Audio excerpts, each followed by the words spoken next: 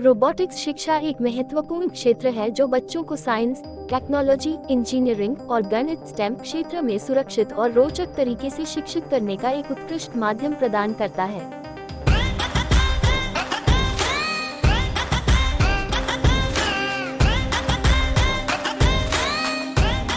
बच्चों को इस प्रक्रिया में सक्रिय भागीदारी के माध्यम से तकनीकी और अभिरुचिक नौकरियों के लिए तैयार करने का उद्दीपन करती है और उन्हें स्वयंसमर्पित और समस्या में सहयोगी बनाती है।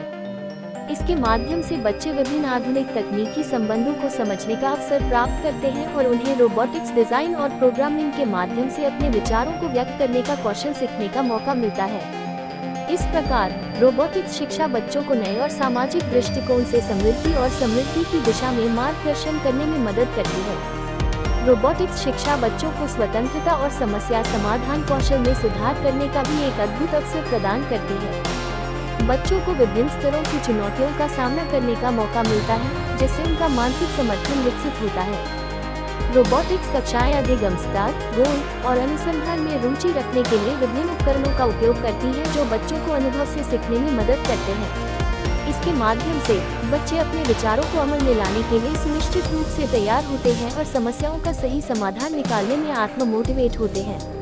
इस प्रकार रोबोटिक्स शिक्षा न केवल तकनीकी नौकरियों के लिए तैयारी प्रदान करती है, बल्कि बच्चों को समस्या समाधान, सहयोग और नए आविष्कारों में रुचि बढ़ाने में भी सहायक है।